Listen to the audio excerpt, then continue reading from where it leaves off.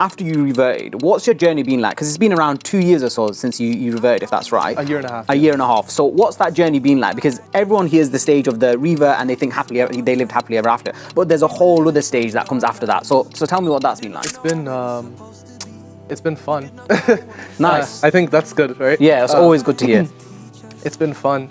It's been challenging, definitely, navigating and learning the religion of Islam, because it's not as black and white, and as in many ways it is black and white, but it's not as easy and simple as it maybe seems from the outside, which is just like you say, oh, okay, follow the Quran, but there's a lot that comes into it after that, right?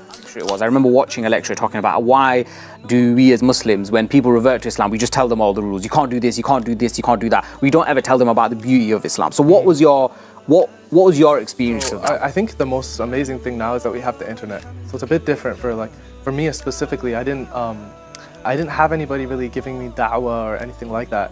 So I accepted Islam on my own in my room by myself, and then obviously I took my Shahadah in front of people to make sure it was cool and good. But aside from that, I didn't really get in contact with Muslims. So I was able to, basically the same way that I researched Islam and researched all religions, in terms of listening to one person and listening to another, and difference of opinions and all of these things like that. I really just did that on my own, kind of, trying to figure out what I should be doing as a Muslim. What you're talking about is true. A lot of reverts, they come in and they get thrown all of these rulings and stuff like that, and they get overwhelmed. For me, I think it was a bit different, again, just because of the way that I accepted Islam.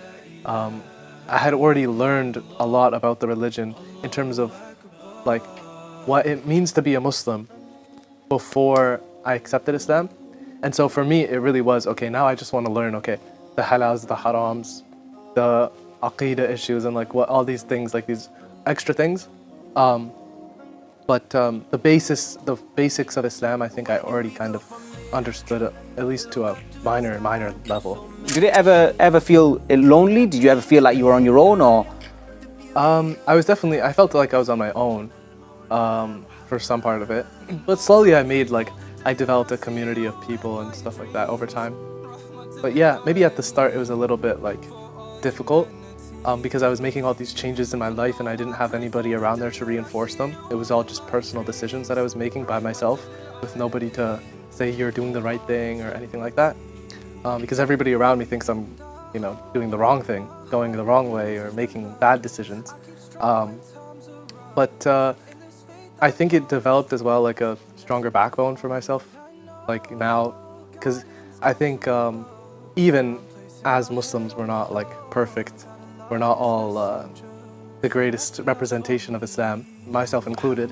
And so having the ability to just make my decision and stick by it without kind of outside noise or caring about outside noise as much has helped me. Where did the name Amin come from? Because obviously you had a previous name, you decided to change your name. Yeah. Why Amin? So I still go by Drew Davis, which is my previous name, but I just also go by Amin Davis. It's kind of it depends who I'm talking to. Right. Whatever's gonna be easier. But I do like the name Amin, and I chose the name Amin because I think I really care about when somebody calls me by my name, that it has a meaning. And I think that was the one thing that I was missing from my previous name, Drew Davis.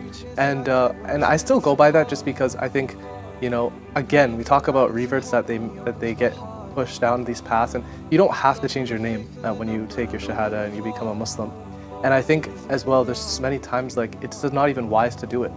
I think, I know myself, if and when, inshallah, I have kids, that I'm gonna care about what I named them, and I'm gonna value the name that I give them. And so my parents, whether they're Muslim or not, are supposed to be treated with the highest level of respect. And because of that, I feel like they raised me, they took care of me, they gave me everything. And then I became a Muslim at 19, and I'm just gonna throw away the name they gave me. It didn't make sense to me. But I chose Amin because of the meaning. I think it's beautiful to be called by Amin, and then I have to respond with what that word means, which is trustworthy and honest and devout, sincere, and all of these beautiful words that I think every single person should try and uphold. as characteristics. Now, I mean, you're also a Nasheed artist. You're an actor. You've worked in Hollywood, Netflix, all this sort of stuff. How do you come into that frame of work? Because you were already there before you became Muslim. When you reverted, how did you manage being in that world again, but this time rather than as Drew Davis, you were Amin Davis? I think for the most part, like with the TV and film industry, really it just came down to, I think everything in life really comes down to priorities. And if you have a priority that's not God, then, I mean, you're worshiping something else. That's the reality of what it means to worship, right? Is to sacrifice and, and act in obedience to and prioritize whatever you prioritize is what you're worshiping. So for me, like once I accepted Islam, I think I prioritized Islam. I prioritized pleasing God above everything else, and at least I try to. And so because of that, everything else that I like or love to do or want to do needed to shape around that value of Islam and Islamic morals and Islamic values. Is that difficult to do, to prioritize, especially in a world where, any opportunity could be your big break, could be the opportunity that will take you to that next step, right? And you don't really want to say no to these opportunities. Yeah. Is it difficult to do that, to go, actually, no, for my own religion, I can't do that for the sake of Allah? You know what? It's like, I think, our iman goes up and down and fluctuates.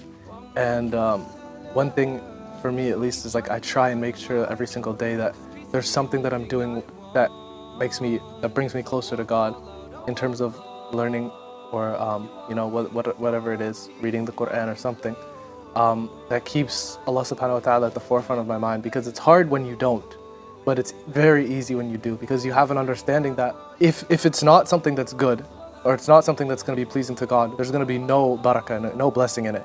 So I might book this role, I might compromise my values, book this role, that I might get so famous, so rich, whatever, and that could be the thing that destroys me. The fame destroys me, the money destroys me, I go down dark paths of hedonism, and that's it. And the opposite can be true at the same time. It can be me saying no to a role because of Islam and Islamic values and my religion that saves me from that, right? So it's really all perspective.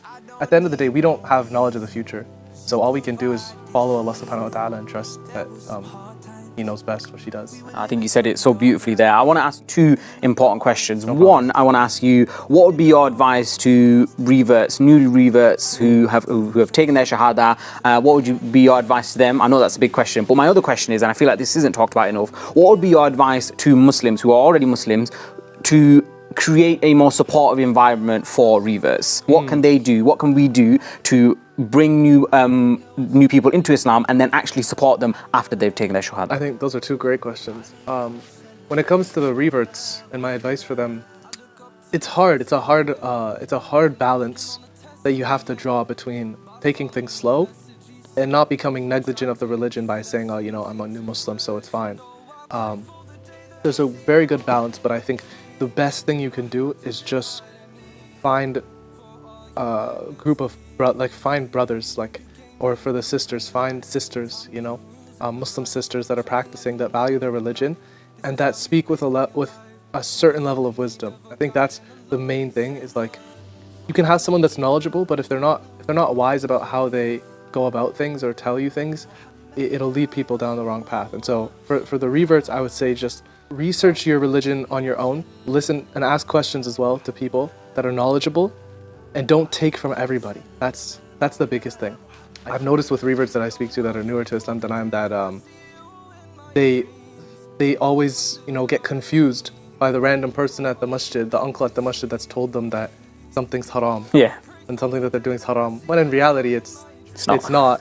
Or there's a difference of opinion, or X, Y, and Z, or there's circumstances and conditions, and it's just, the reality is that you may think that just because now that you've accepted Islam that Muslims are perfect and everything, but Muslims are not perfect. Islam is perfect, and we know that. Islam is perfect, but Muslims are not. And not all Muslims know their religion. That's the sad reality. So don't just take from anyone. Take from your local imam, take from scholars and the shuyukh, and then you really can't go wrong when you do that, because even if you get something wrong, it's not on you. Islamically, it's not on you either. But yeah, really just establish your iman and your belief in Allah subhanahu wa ta'ala and your understanding of what it means to be a Muslim, and then go into the details from there. And I think for the Muslims, it's a similar advice, which is, you know, when you have reverts, you have to deal with them with a level of wisdom.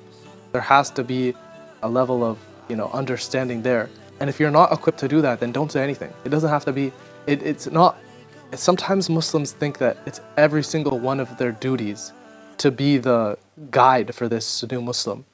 And the reality is sometimes it's better to know that you're not the person that's right for this job.